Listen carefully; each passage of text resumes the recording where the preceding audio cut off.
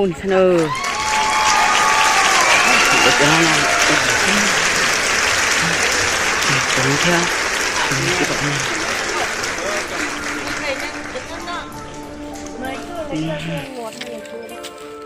Sao này, một đi trứng nó này. Quả khế này. Chú như này. Tộc cực. Tú bông tà đi ô. Sao? Nó một tưởng la nhà Xưa không cứu sao? Mình chỉ muốn làm nhiệt. ô to Ô, xưa vui nhiều. Ô sao? Ô, tao cứ nữa, xưa không cứu nữa sao nữa? Đang chú nữa. Sao nữa? Ô, cá thật ta nữa. Này, ôn lính này, sao này? Tí giờ nó nào? Ôn lính khơi luôn nó này, suy bỏ cũng nó chỉ cá khơi nó chính muốn à? Chứ đi ở nước quẩy nó đó. Chính muốn nó nè. Ô, sao nào? Tôi nạp bỏ thì nó nào? Ôn tôi nhớ thì nói, nếu bỏ cho nha, nhớ thì nói to, để chứ nó xíu. Sao? cho ta ăn thử đây. Túi lê chân như lấy một quả cho ta ăn thử. Nhân là đại ca.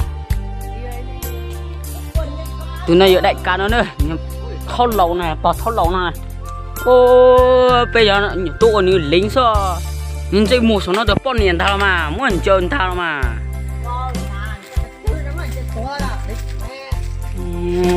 Mày dám leo cây của anh mày á? Sao? Ô, anh này nó chính nó nữa, đi ra nữa. Ô, này đi hành chào, rồi lấy trò thế ô. Ô, nè, ở từ trên hành giờ, nè tụi bọn nè theo tụi nó, ôi yo, bông kia lúc nào cái chỉ khăn cầu ra luôn. Tôi cắt cờ, sao? Ô, sử dụng cờ đàn chú không? Nè nè phò.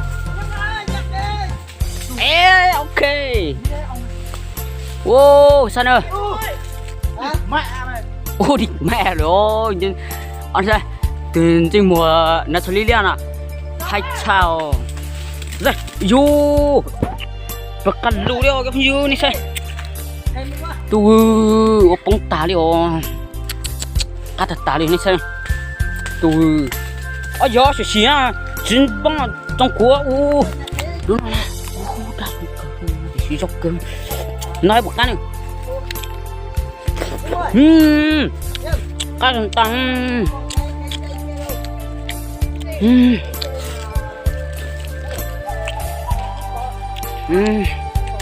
Cá thử nó tốt thế. Ngon không nhân? Nhân ngon không? Cái thằng giống này mất dậy rồi này. Ô, đi sao nào? Bây giờ phun chứ nào? Tua nào? Ô, tua tao nó như lúc chụp lù tao nó thà đâu? Lù ha? Cho tao ăn với giống ơi, nhìn về mày. Nhưng đi pẹ nó thì nó đéo cho nhân ăn đâu. Mẹ Sao? không cho ăn. Này, sao? Cần tao cờ nữa.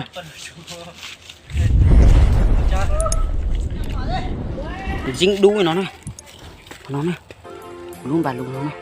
Thì chỉ cho thằng này sân. Thôi.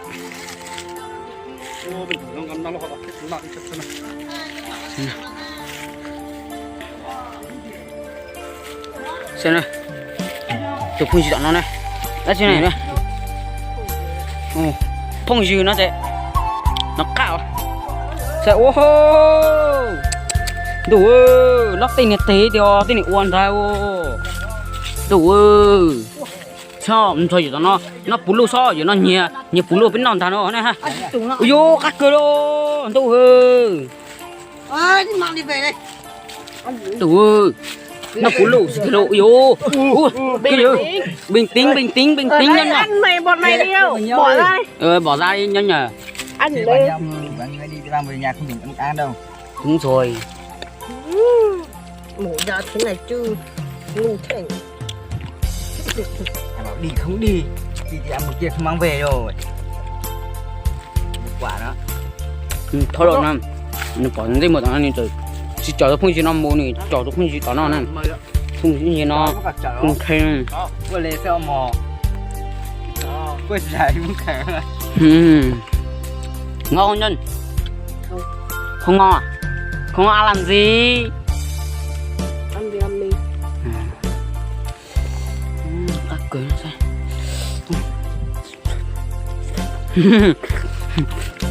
Người giật giật chiến không Không lo sắp rồi. hồ lọt sập lớn sao thì nhớ non này này sao thì nhớ non này ô cái nó trổ sao ô nó ta số ôi dồi chúng tỏ khóc thế nó giờ nó in linh xin lọc cơ sao sao nè bò nó nè nè bò nó nè nhìn trên mùa nó đó thời tiết ta hay trên mùa nó làm pe sức kìa những người muốn tới xưa cái giờ phải coi tay nó thế mà nó chẳng bây giờ người ta cho dính đuôi đâu Về. đây nhìn thấy nó này dùng gốc cực cờ đó nhớ thì tao nó này cái sai nè